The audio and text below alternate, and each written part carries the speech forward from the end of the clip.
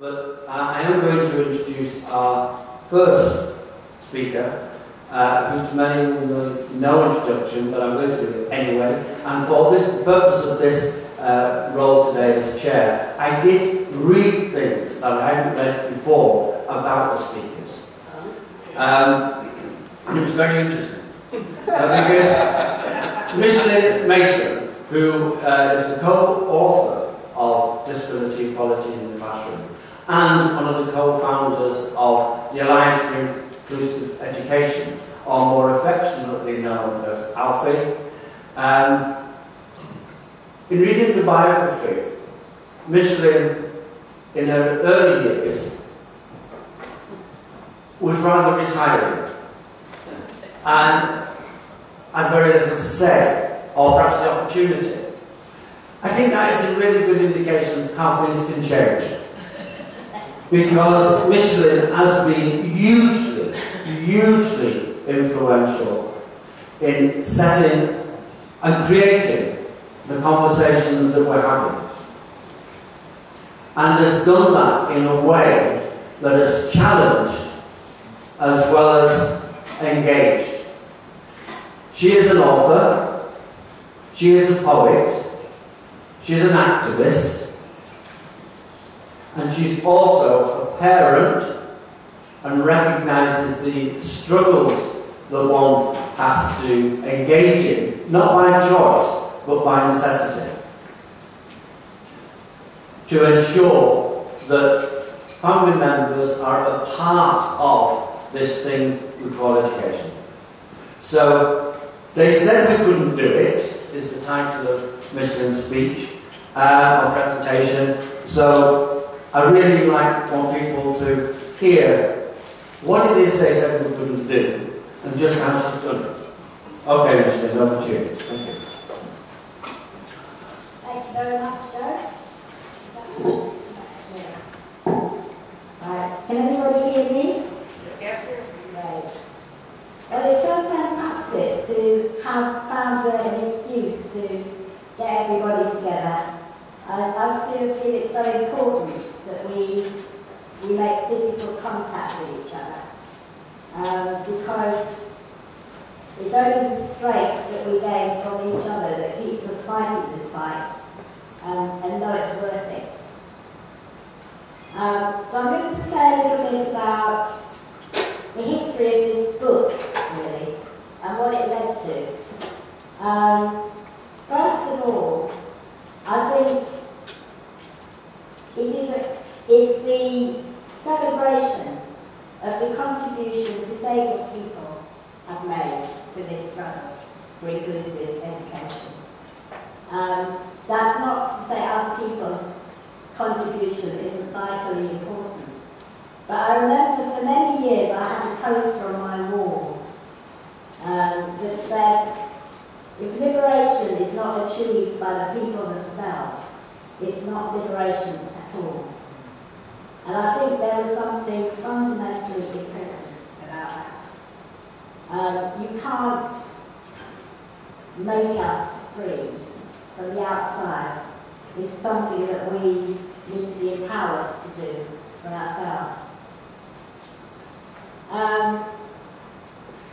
So the whole history of this book and everything we went on to then do comes from the history, the facts, the experience of the oppression of disabled people. Were that not true, we wouldn't have to be doing this.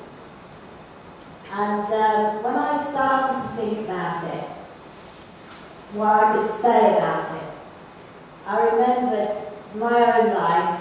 I'm now in my 60s, so we're talking quite a big period of time. But I remembered a friend of mine that who lived in the first flat when I moved from my home. I moved 2 miles down the road. And I lived upstairs, and underneath me there was a woman called Maureen.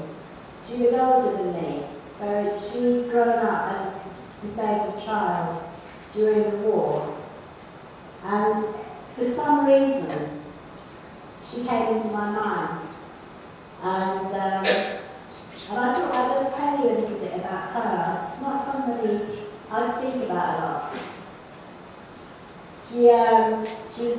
minor visitor, and I guess 70 or 80 years ago now.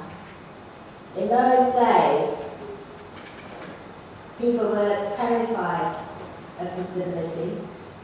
Parents often felt deeply ashamed that their child was disabled. And in Maureen's case, her parents abandoned her in hospital. And she told me that she'd spent the first 5 years of her life in a hospital bed, not speaking. She was too afraid to speak. So anyway, first 5 years of her life. And she also told me this memory that because it was during the war, that all the children in the hospital wards were carried down into the air raid shelters. And she was sat on a bench, a plank of wood, just a bench. Without her feet couldn't touch the ground, and she couldn't use them anyway. But she had to hold herself upright with her physical strength and her arms. And they would forget about her. And she remembered having to sit like that for 10 hours at a time so they'd come and remember. So I'd pick her up again and put her back in her bed. And she had absolutely nobody to tell the story to. She lived within institutions until she was 16, at which time they sent her back home to her family. We didn't know her. She didn't know them. She was a stranger to them. And but she did meet a brother she didn't know she had. And they actually formed a great friendship. Probably the first person in her life who loved her. And she was a great fighter, and she made a life for herself outside of institutions. But when I met her, she was suffering from a complication of her impairment, which meant her kidneys were failing. And she decided that she wasn't going to go into hospital. She couldn't bear the thought of any sort of treatment. And that she would just die at home in her flat with her cat, and was her closest companion. And that is actually what she did. She was never killed in her early 40s. And she was one of the nicest people that I've met. And to decide that the best place to die is alone in the flat with your cat, that's the result of the oppression. Alone, completely alone. Devoid of human contact. And I thought of me, born not much later than her, but maybe one generation further on, and how I wasn't abandoned. I was put in hospital for 9 months, but I did get taken home. But there was nowhere for me to go. There was no school I could go to.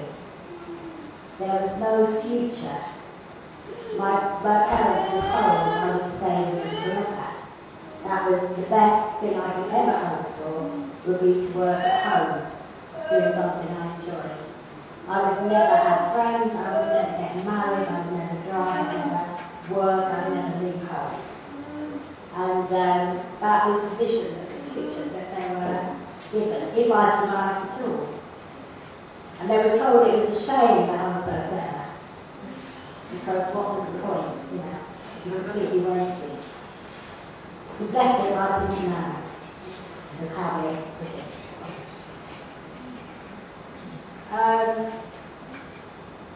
So, I used to think a lot. I had a lot of time on my hands at home. And I loved reading. I taught myself to read at 4. And my dad used to carry me to the library every week and let me, he told me that I'd pick the books out. Every week I'd come home with a pile of books. And I taught myself about the world. to go to college. And anyway, I'm not going to go to a great long story. But the thing that really is a significant part of my story is that I was in the world enough that I learned about other liberation movements, particularly the women's movement, which in the 1970s, when I was in my 20s, was a huge big thing. And I got involved in that. And then started thinking, all these issues, the internal suppression, the way we take it in upon ourselves and start believing it to be true, all the negative things that we're told, and how we have to struggle against that the whole time. These things were just as true of disabled people, but we were not seen as an oppressed group in the 1970s. We were seen as poor, unfortunate, sad things that needed praying over, or, you know, charities, or spending, you know, big teddy bears or whatever. We were sad, you know. And if we could be eradicated, that was the best thing. And I never could get quite hang of this. I never felt sad. I felt cross. I felt bored. I felt all sorts of things. But I never felt sad about being alive. I can see a lot of much sadder people than me. And I was really, really fortunate that circumstances brought things together that I was able, with other disabled people, to start our own liberation movement. When we took back the language, the definition, and redefined the problem, and put the problem outside of us, back out where it came from, in fact, in the society that we were brought up in. So I was part of the resistance movement, and that was very defining in my life. And it was from that position that I approached being Lucy's parent as a young, next new generation of disabled people. That I was absolutely determined that she would know that the world belonged to her as much as anybody else. I don't believe the world belongs to people, actually, but we all have our right to be in it. Equally, whoever you are. And so I was a member of what was then the Parents' Campaign for Integrated Education. But I was seen as a bit of a radical loony that really, you know, had a chip on my shoulder about the able-bodied world and wanted far too much, unreasonable things. And we talk about inspiration, not inclusion in those days. They haven't even got that language. And ILIA, the Inner London Education Authority, had some money because they'd been murdered by Margaret Thatcher, amongst many other terrible things she did, the legacy of which we are still living with today. And they wanted to leave, in their dying moments, to leave behind a document that would encapsulate their thinking about disabled children and bringing their issues into their light of day, and trying to change the practices in teaching towards disabled children. Because they've done a lot of work on racism and other things, which is an easier leap in Inner London for people to understand that this was the work that we were doing. But in order to try and balance my radical nonsense, I was told to write a book with Richard Reefer, because he was a teacher, he knew what he was talking about, how unreasonable I was. And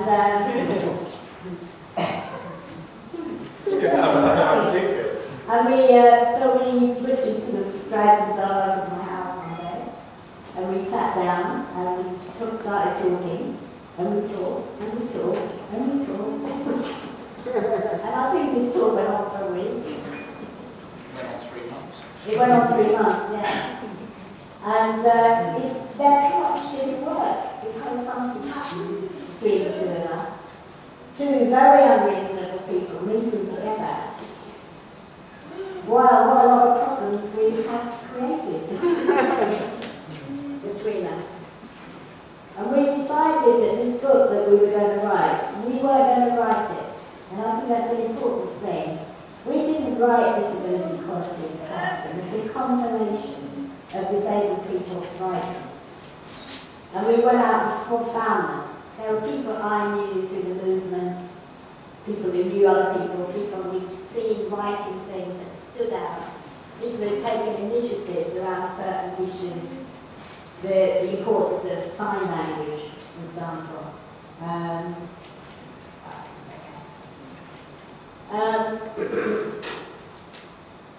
So that's really what the book is.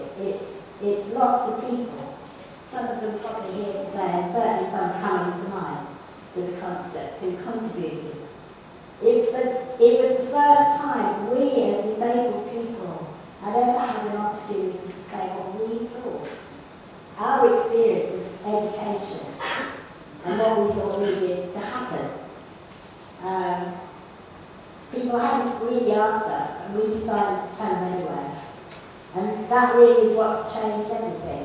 It was that decision that we weren't going to wait till we were asked. And inclusion, as we all know, is about connection. It's about relationships. It's not about A-star, 10 GCSEs or PhD or any of those things. You know, those are side issues. They're a lot of fun events, you know. They can be quite good, useful. Sometimes. But that's not what it's about. It's about making this connection. And of course, segregation of any sort aids at disconnecting from other people. And then you're weak. Both sides are weak. And you're ignorant about each other. And you're not motivated by this inner passion that comes when you love somebody and you know them and you care about them. And I do think the many, many things that came out of writing the book, Richard and I started talking about it. In fact, we got exhausted just talking about it. You know, the thousands of people that we've trained, face-to-face training. The alliance which grew out of the campaigning organisation, Parents for Inclusion, that to this day is surviving and taking the social model of disability to parents of new young people, turning them into allies instead of confused, unhappy parents. Work we did with comic relief, the work we did around the invisible children, the children's media, children's books.